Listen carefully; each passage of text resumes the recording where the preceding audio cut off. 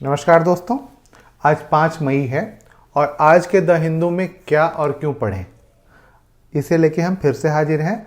आज आगे बढ़ने से पहले एक रिक्वेस्ट है, यदि आप नियमित रूप से सुन रहे हैं और इसका फ़ायदा आपको मिल रहा है तो प्लीज़ सब्सक्राइब ज़रूर कर लें और अपने दोस्तों को भी बताएं कि यदि वो यूपीएससी की तैयारी के लिए या सिविल सेवा परीक्षा के लिए गंभीर हैं तो प्लीज़ इसे सुने, डेली नियमित रूप से एक टाइम पीरियड बांध लें अपना, मतलब जो भी टाइम हो उस टाइम बांध लें और उसके अकॉर्डिंग आपने जो दिन में अखबार पढ़ा है क्या उन पहलुओं को पढ़ा है या नहीं पढ़ा है, इसको ज़रूर ध्यान में रखें, है ना।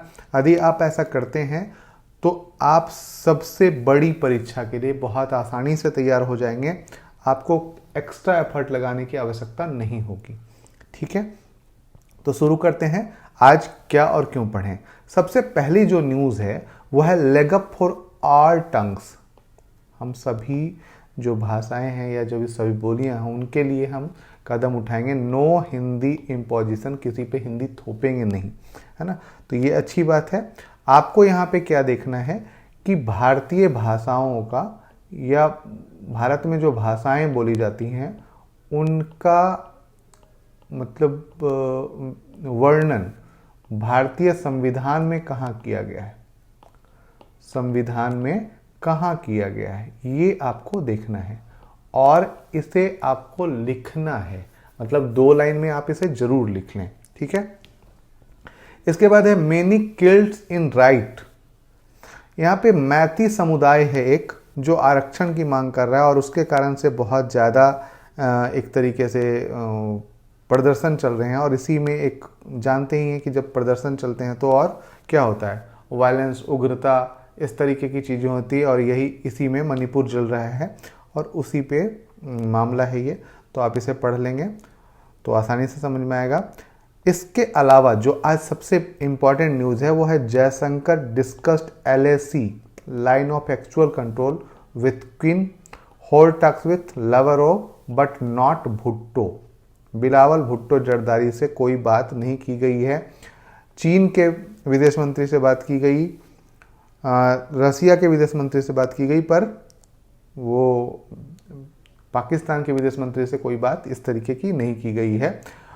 ठीक है, तो ये इंपॉर्टेंट है, तो इसे आप पढ़ेंगे। इसके बाद जो अगली न्यूज़ हमें पढ़नी है वो है पेज नंबर 8 पे, है ना। पेज नंबर 8 पे जो हमें पढ़ना है वो है a boost for science, a wider window to the universe, है ना। LIGO observatory, laser interferometer, gravitational wave observatory. आपको एक चीज बताता हूं, आप जिस तारे का प्रकाश देख रहे हो, है ना, आप जिस तारे का प्रकाश देख रहे हो, आप तारे तो देखते ही होगे टिमटिमाते हुए, है ना, तारे टिमटिमाते हुए देखते हो। तो आपको पता है कि ये इस तारे का प्रकाश जो आप देख रहे हो वो कब का है, ये पता है आपको? शायद नहीं पता होगा, है ना। आपको मैं एक उदाहरण देके समझाता हूं। आपके पास सूर्य का प्रकाश आने में 8.5 मिनट का समय लगता है। यदि आप नहीं जानते हैं तो आप इसे सर्च कर लेंगे। सूर्य का प्रकाश आने में 8.5 मिनट का समय लगता है। ठीक है, 8.5 मिनट। जब प्रकाश सूर्य से चलता है तो उसको 8.5 मिनट पूरा लगता है प्रकाश। मतलब आप जो 6:08 और 30 सेकेंड में पृथ्वी में जो धूप महसूस कर रहे हो या जो लाइट महसूस कर रहे हो वो वहां पे ठीक 6 बजे चली होगी। ठीक है, आप ये समझ लो, ठीक 6 बजे जो प्रकाश चली होगी वो हमें कब दिखाई पड़ती है, तो ठीक 6:08:30 में। अब प्रकाश की गति, जिस रफ्तार से प्रकाश गति करता है उस एक वर्ष में प्रकाश जो गति कर पाता है उसे 1 प्रकाश वर्ष दूर कहते हैं, 1 प्रकाश वर्ष कहते हैं। जो हमारा सबसे नजदीक तारा है वो 400 प्रकाश वर्ष दूर है। जो हमारा सबसे नजदीक का तारा है हमारी गैलेक्सी में जो है ना, अन्य गैलेक्सी की बात नहीं कर रहे हैं, अभी जो हमारा मिल्की वे है, हमारी जो गैलेक्सी है, उसका जो मतलब उसका एक तारा जो है वो सबसे नज़दीक का तारा 400 प्रकाश वर्ष दूर है। इसका मतलब है 400 साल पहले जो प्रकाश चला होगा वो हम देख पा रहे हैं। पहली बात तो जो सबसे नज़दीक का तारा है उसकी बात कर रहा हूं, और अन्य तारे हजारों प्रकाश वर्ष दूर हैं, लाखों प्रकाश वर्ष दूर हैं। अब समझो वो जो तारे आपको दिख रहे हैं उनके कब के प्रकाश देख रहे हैं, तो आप हो सकता है लाखों वर्ष पहले के प्रकाश अभी देख पा रहे हो। उसमें कई बदलाव हो चुके होंगे, कई बदल चुके होंगे।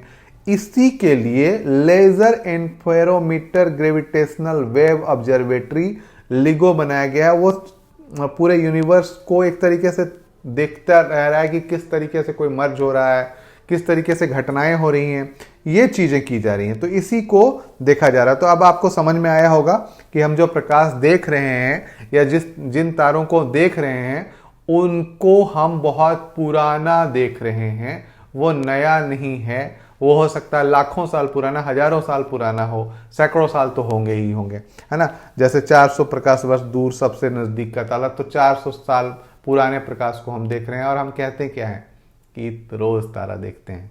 तो इसी प्रकार से आप इसी में भारत इस अंतरिक्ष की दिशा में बहुत बहुत रुचिकर लगा होगा आपको, तो इसी दिशा में खोज बहुत जारी है, और उसी पे एक लिगो ऑब्जर्वेटरी है, तो इसके बारे में दिया गया है, तो आप इसे पढ़ें, है ना।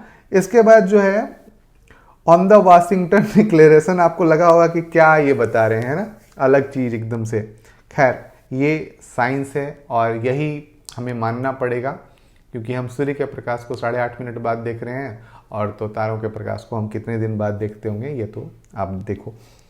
इसके बाद है on the Washington declaration, page number 10 पे ऑन द वाशिंगटन डिक्लेरेशन, है ना।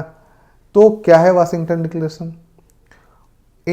On April 25 South Korean president Yoon Suk Yeol arrived US commencement 17th anniversary और US South Korea bilateral relation highlight visit was the signing Washington declaration nuclear deterrence strategy. दरअसल क्या है कि north Korea एक परमाणु शक्ति संपन्न देश बन चुका है।